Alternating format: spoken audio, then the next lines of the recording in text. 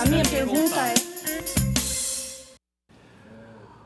Vamos falar aqui a respeito de assédio moral. É importante você saber o que é o assédio moral e como evitá-lo. Será que você já foi vítima de assédio moral e não sabe? Eu vou falar com a Gorete Santos. A Gorete tem casos que podem ser ilustrativos. Isso é uma denúncia grave que chega a Gorete Santos e que serve para mostrar para nós o que fazer em situações parecidas. Gorete Santos, boa tarde para você. Boa tarde mais uma vez, Joelson, a você e a todos que acompanham o Jornal do Piauí. Há dois casos, são duas funcionárias de uma mesma empresa. Elas fizeram um boletim de ocorrência denunciando casos de assédio sexual e outro de assédio moral. A gente vai tentar entender do que se trata isso, quais os procedimentos que devem ser adotados em cada um desses casos e o que está previsto em lei também. Vamos acompanhar. Foram quase 2 anos se esquivando do assédio do chefe. A funcionária de uma fábrica de bebidas em Teresina conta que no início parecia apenas brincadeira. Mas as investidas evoluíram ao ponto que ela decidiu levar o caso à polícia. Eu subia na sala para pegar os relatórios e ele ficava com piadinhas, né? Dizia que a mulher dele teve neném, que ele não podia fazer nada com ela, e que se eu não queria ser amante dele. E eu dizia que... Aí eu ficava só olhando pra ele, né? Às vezes até sorria, porque eu ficava sem graça, me pegando de surpresa. Aí ele... Porque se tu quiser ser minha amante, o que eu der pra ela, eu te dou. Só não pode ter ciúme.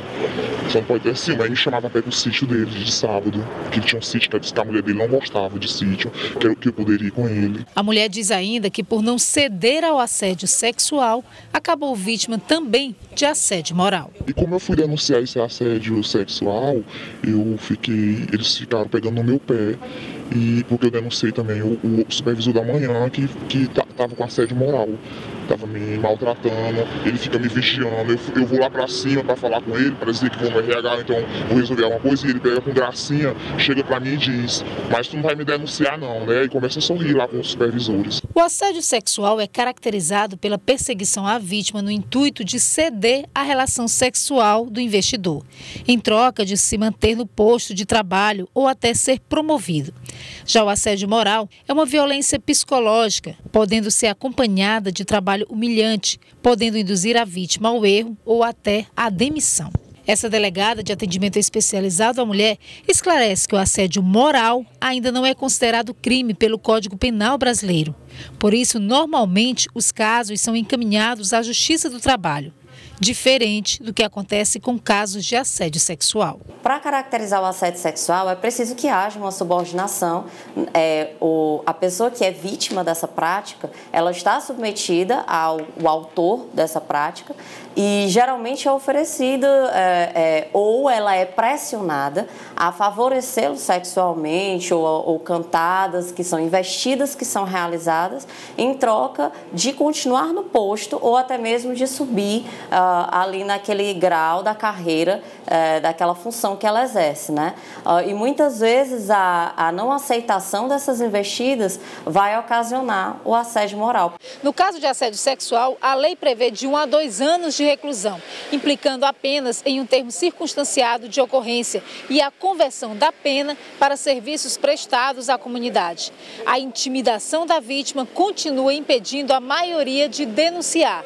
Ainda assim, só no Sindicato dos Trabalhadores das Indústrias de Bebidas no Piauí, atualmente há 12 registros de assédio sexual e moral.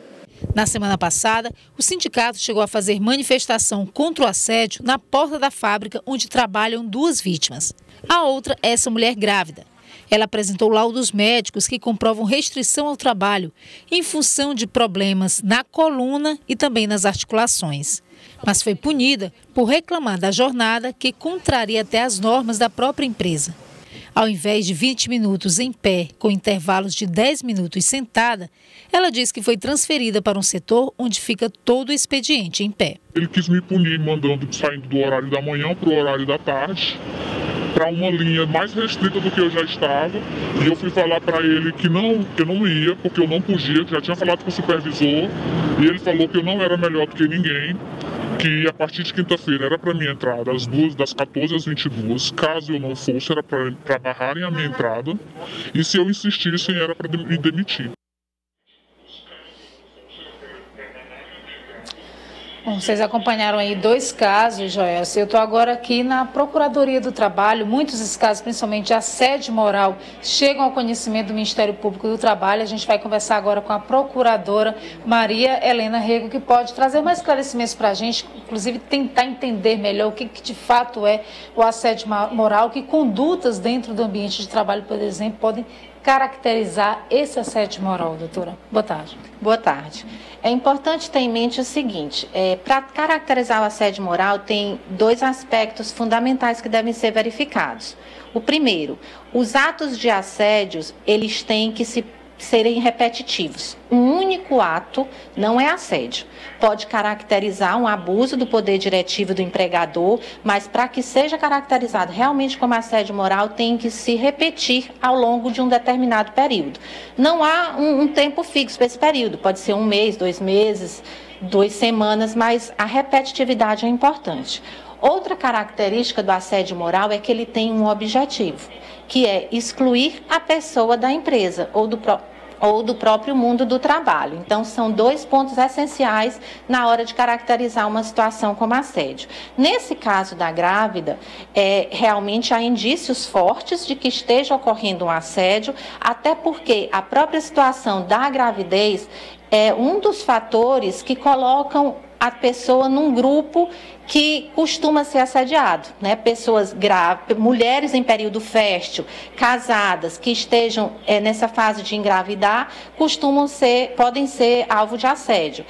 Trabalhadores que sofrem acidente de trabalho e retornam para a empresa, muitas vezes também eles são alvo de assédio. Algumas empresas assediam grupos que tenham uma idade mais avançada, porque eles não se enquadram mais no perfil da empresa. Então, para que a empresa não tenha que demiti-los, essas pessoas às vezes são alvo de assédio para que elas mesmas peçam demissão.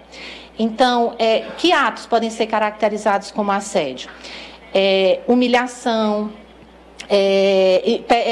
trabalho, rigidez excessiva, né? Você conferir a determinada pessoa um trabalho que você sabe que ela não tem capacidade técnica para fazer, porque não está, inclusive, dentre as atribuições dela.